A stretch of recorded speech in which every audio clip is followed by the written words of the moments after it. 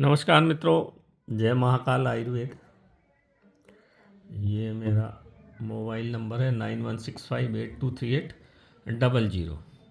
अब होलकास्टक लग गए तो ये वीडियो डाल दूँ। ये महातिलक है मित्रों, ये हर जगह काम करता है।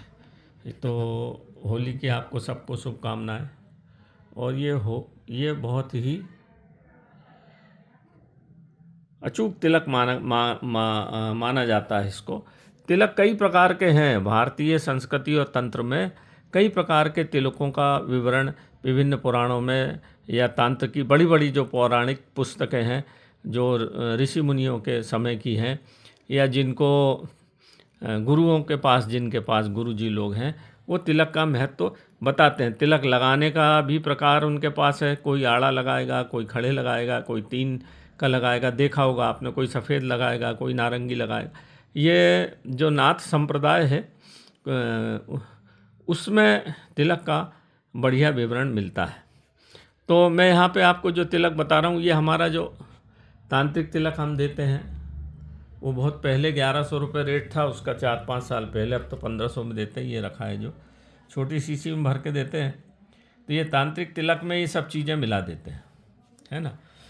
और वैसे भी मैंने आपको बनाते हुए बताया था, पर इसमें कुछ चीज़ें महत्वपूर्ण थी जो नहीं बताई थी। सबसे पहले जो बड़ी रखी है, ये अपराजिता की जड़ है। अपराजिता की जड़, जो सफ़ेद अपराजिता है, ये आपको कहीं पराजित नहीं होने देती। इसमें नीचे ऐसे गठाने होती हैं। और इसको पूर्णिमा, जैसे अभी जो पूर्णिमा पड़ेगी दीपावली को, उस समय इसको, या चंद्र ग्रहण में इसको उखाड़ा जाता है। इस समय इसमें सबसे ज़्यादा बल होता है। देखिए मित्रों, हर पेड़ पौधों का, जैसे आपका बल होता है, नेता का बल होता है, ऐसे पेड़ पौधों का भी बल होता है ग्रह, नक्षत्र, राशि, स्थान के आधार पर। उसी आधार पर उनको आवाहन करके जब हम लाते हैं, ग्रहण करते हैं, उखाड़ना नहीं बोलते उसको, ग्रहण करना बोलते हैं। और उसका बल नष्ट ना हो, उसके लिए विभिन्न मंत्र हैं। और जो आदमी हिंसा जिसने ना की हो, उसी को इन जड़ी बूटियों को लाने का अधिकार प्राप्त होता है ना। उपयोग तो कोई भी कर सकता है, मगर जो जिंदगी भर जिसने मांस, मदिरा और इस तरह का भक्षण और अव्यवहार, दुराचार न किया हो, वो उसके हाथ से फलित होती है। आपने देखा होगा, साधु बाबा राख उठा के दे दे तो लग जाती है, और डॉक्टर दवाई दे तो भी ठीक नहीं होता।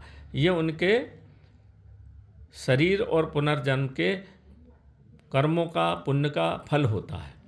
अब ये दूसरी चीज़ देखिए, सफ़ेद पलाश, और उसकी ये बाजू में छोटी सी लकड़ी रखी है ना।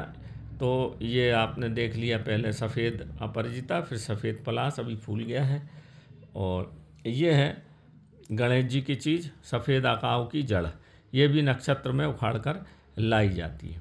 ये है रक्त चंदन, ये मेरे दादा के हाथ का है, जो अब आधा ख़त्म हो गया है, आधा बचा है। ये है सफ़ेद चंदन की जड़ का भाग। चंदन में जड़ में ही खुशबू होती है और जड़ में ही उसका बल होता है। जब 60-70, हम तो खैर वन विभाग में हमने देखे मैसूर के जंगल चंदन के, तो चंदन को माथे पर लगाया जाए तो उसकी जड़ का भाग लगाया जाता है। क्योंकि अधिकांशतः तंत्र में जड़ी बूटियों में जड़ का ही, जड़ी बूटी मतलब जड़ का ही प्रयोग किया जाता है, क्योंकि जड़ में ही पूरी सामर्थ्य होती है और उसी से वृक्ष फलता फूलता है। जड़ काट दो, वृक्ष खत्म।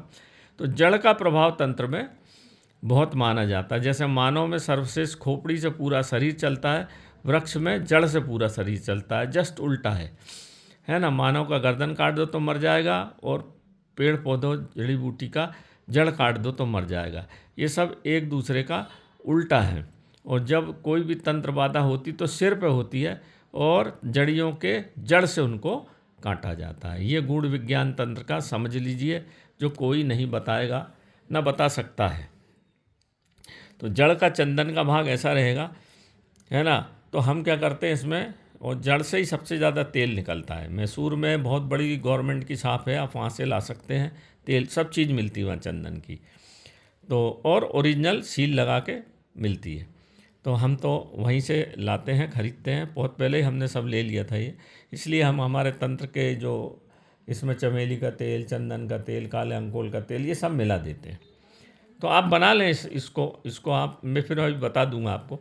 ये दोनों तुलसी की जड़ है, ये श्यामा तुलसी और राम तुलसी। तो राम और श्याम, क्योंकि मैंने फिर जड़ का आपको बता ही दिया प्रभाव।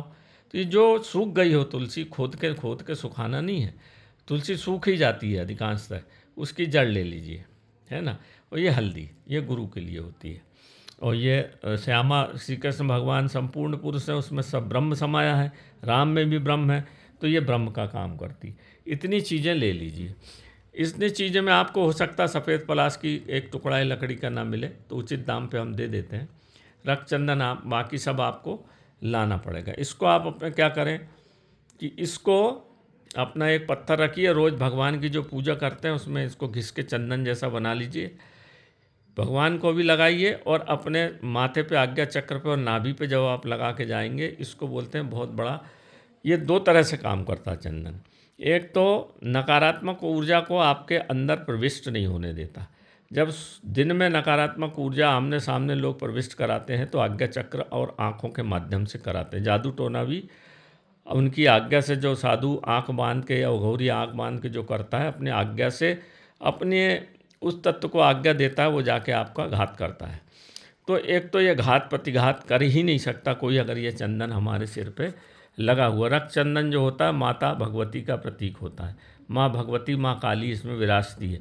और ब्रह्म के हो गए, आप देखिए ब्रह्म का सफ़ेद पलाश हो गया, और ये दोनों तुलसी हो गई, और चंदन, चंदन विश्वव्यापत नहीं रिक्ते रहत भुजंग, इस चंदन को लगाने से आपका काल सर्प दोष भी कट जाता है ना।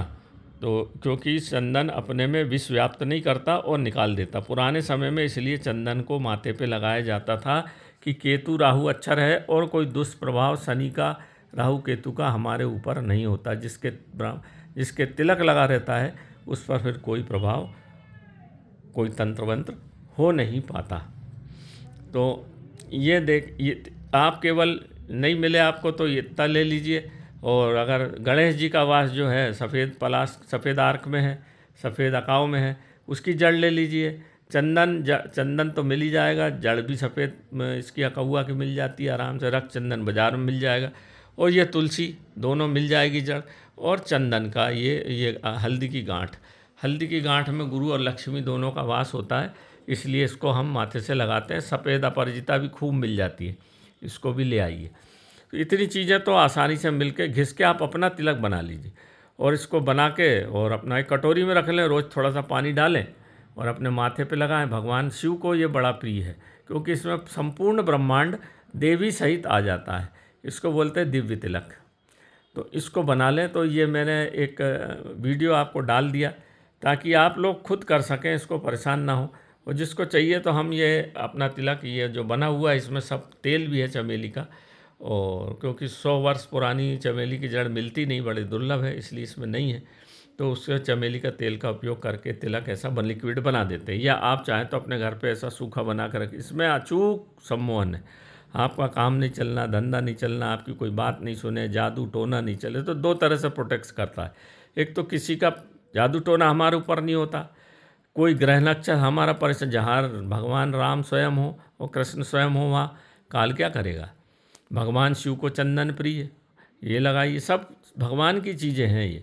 तो आपके माथे पे जब लगी है तो फिर काल भी घबराता है आपके पास आने में। असामयिक एक्सीडेंट, मौत, ये सब चीज़ बाहर से आप लेके आते हो, जो आपको रोक देगा इसको लगाने से। और दूसरा, आपके अंदर आपकी कुंडलिनी जागृत, आपका दिमाग अच्छा रहेगा, ठंडा रहेगा, आपको सुविचार आएंगे, और बीपी आपका नॉर्मल रहेगा। ये सब चीज़ें काम ये करती है।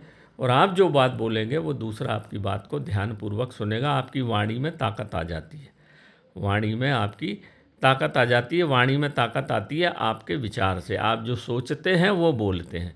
वाणी एक इंद्री है, वाणी का अपना कोई अस्तित्व नहीं है। जीव का क्या अस्तित्व है? जो उसको दिमाग से ताकत मिलती है वो बोलती है। तो और उसी जीव के कारण बड़े बड़े महाभारत युद्ध हो गए। तो उस पर नियंत्रण कौन रखता है? दिमाग।